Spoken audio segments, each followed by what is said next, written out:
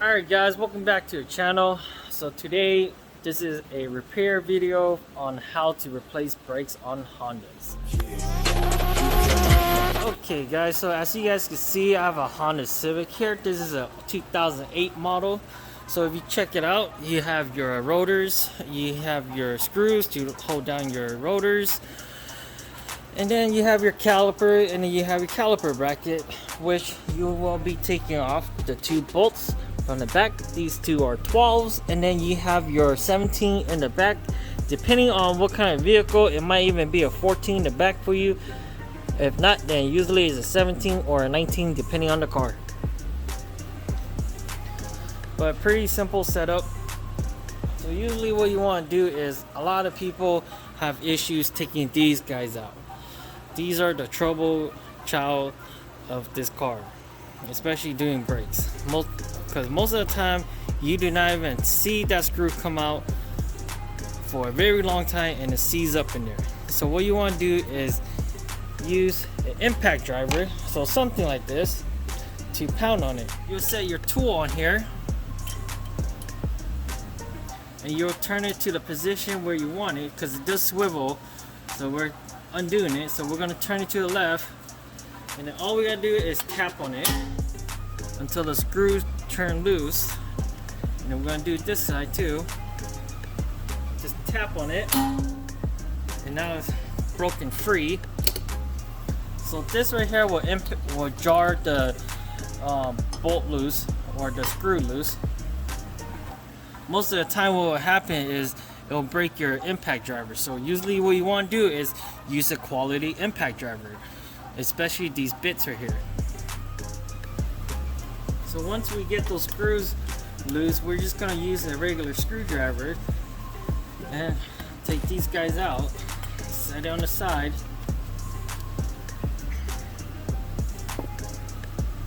A lot of people have asked me, do you need to put these back if it's broken? No, you don't have to, because these are just to hold down your rotors when you put on the calipers. And also people think that if you don't have that in there, the rotor is gonna slide out. No, it doesn't work that way, because your wheels will go right over and your lug nut will zip it down.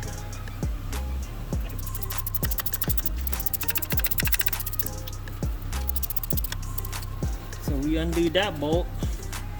Now we're gonna work the one on top there. As you can see, the top one's loose now. So after you get your two bolts loose in the back, so I left the two bolts on. So then if you don't have a caliper compressing tool, which I'm gonna show you guys, so this is more of a this is a 4-piston style, but it will definitely slide into here too to compress it. And then if you want to go the expensive route, this is an air power. I'll show you guys a example of what this thing does, which you have to use the adapter to put on here. Definitely really handy. Or if you're at home, you want to just get it done right away, you take your flathead. As you can see, the slot here, this is really common. You stick it in here, and you'll pull it towards you to compress the caliper in. So as of now, the caliper is slowly going in. So once you stick it in, you see how loose it got right there? So we're gonna do it again until the piston inside the caliper reaches its max spot that it goes in. So it feels like it stopped there. So what we're gonna do is undo the bolts in the back.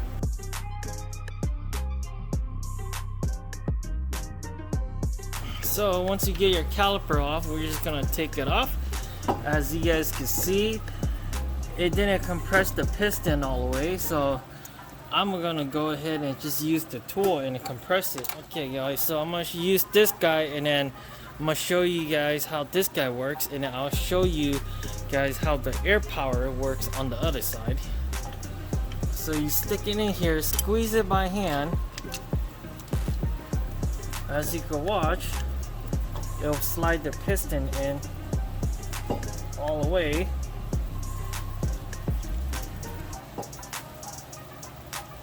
And that's about it. So it's nice and flush with the housing on the caliper itself. Just like that. Comment down below, will you guys buy this? Definitely works great. So now the piston is compressed all the way down. Okay guys, I'm gonna show you how this guy works. This guy cost me about like 200 bucks. You might be able to find it cheaper online. So what this lever does, it put pressures down like that, and then this button over here releases the pressure, and then you could grab this right here and push it back. So we're gonna use this to compress the caliper so you can see it. So we're gonna take your tool with the adapter for your front calipers. I'm gonna slide it in. So as you guys can see, I'm gonna add a little bit of pressure until the cups fits in flush, and then practically that's all you do. You just let it go and it will just slowly go. So this setup, what you want to do is just you don't even have to push the button no more. It does it automatically. So the idea of this guy is to set it on here, and then while I go work on the other side, and then disassembling the other side and come back to this side will be compressed in already. So as you guys can see, it slowly presses it in, but it uses the shop power, the shop ear to push it in. So we are pushing about 180 psi to this caliper, but really slow though. So as you see, I'm gonna release it, pressure's off, and then it's ready to go. Okay guys, we're gonna go ahead and pull these guys off.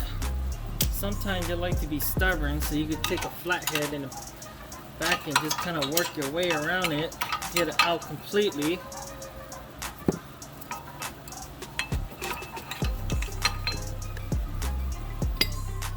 If you come to the back here, you'll have your lower bolt here. You can see right here, and then you also have your upper bolt on top here where I am pointing at. We'll undo those two and then get the bracket out.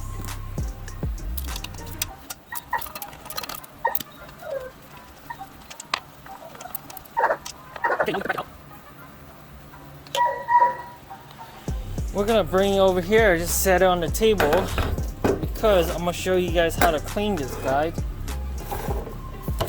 So a lot of the time when you're at home, you just forget about this guy, about lubing it, about cleaning it.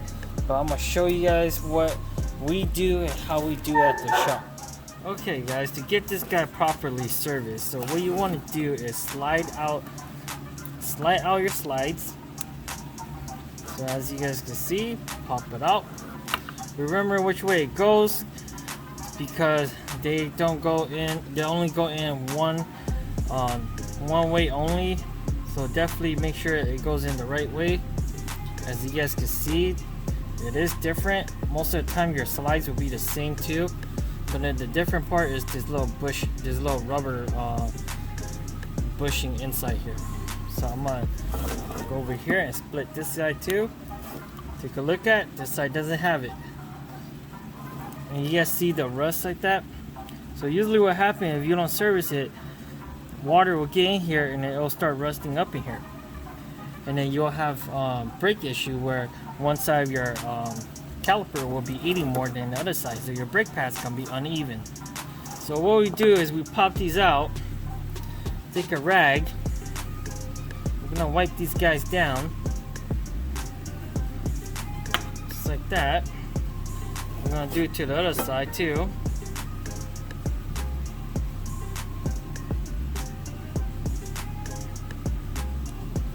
So we wipe it down, and then what we like to use is these kind of lube. I'm gonna leave it right here. So Ultra Brake Parts Lubrication. It works great. Definitely the #1 product to use for us, by the way. But anyways, so we'll take the lube. Remember guys, this right here, you don't want to dab too much. You just literally need just enough to go all the way around on. So something like that. You see that? That's simple. Nothing too let me just let it zoom in. Nothing too crazy. So then we'll slide it back into place.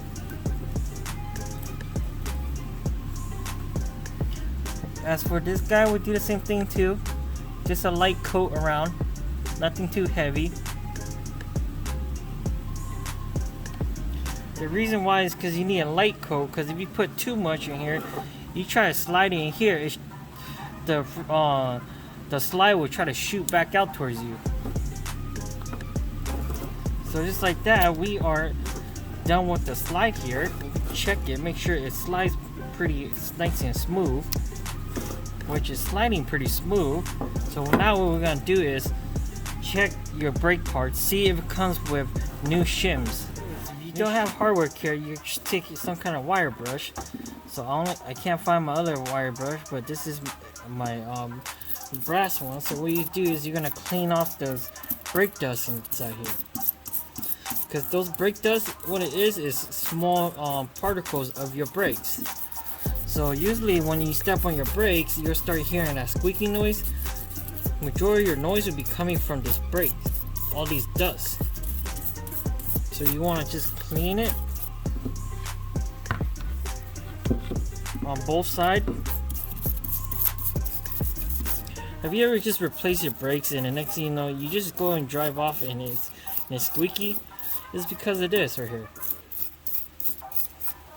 So once it's clean, what we're gonna do is just brake clean it, and just like that, guys, it's ready to go back on the car. So it's not like perfectly shiny, but it's way better than before. Rotors. Okay, guys. So a lot of people don't know a lot of your rotors has threads, which you could use a screw to screw in here to pop it out. So usually what people don't know is that you could use your caliper bolt. That's what they made it for.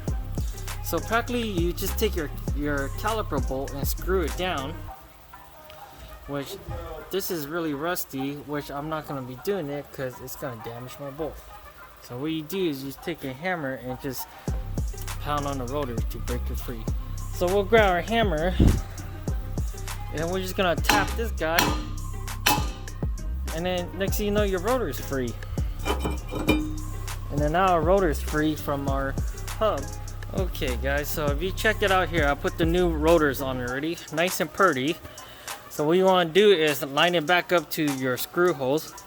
So then these screw holes are optional unless I like to put it back on if it's not damaged. If it's damaged, I don't even put it on. Then once you get your rotors on, you'll just practically repeat the order, go around.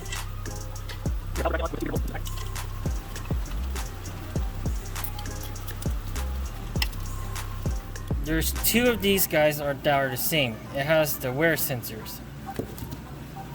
And we have two that does not have the wear sensors. So these are the outside pad, and these guys are the inside pad. If you can, get your hands on these guys. These guys are the best lube that you can ever use for your brakes. So what you want to do is just lightly tap around on your outer pad. Just get a little bit around here. So then the next step, what I like to also do is I like to put a small amount on the side of the brake pad. So I literally just put a teeny bit on it, just about that much. Let's see if you guys can see that. Let it zoom in just enough on it, just a little bit. So I do a little touch up like that, so that it gives it the ability to slide a little bit when the brakes are getting compressed in. So I like it to sit on the bottom. So as you can see, it's going to the bottom. Push down on it first into the slot, and then push in. So what you want to do is push down on it, let it slide a little bit, and then push it in. And then your brake pad is sitting in there properly. You have your caliper sitting on top here, and your piston is compressed all the way. It goes in perfectly fine. So just like that, guys, that's how you replace your brakes, your front brakes, like a professional. Alright guys, just like that, you know how to replace your brakes now. I show you how to do it, and I practically did it with no electric tools or no special tools or anything like that, so you could do it at home yourself. But then until next time, like, subscribe. Hopefully this helps out. Comment down below if it does. Give it a thumbs up. If not, then put a thumbs down. Let me know why. And then until next time, see you guys later.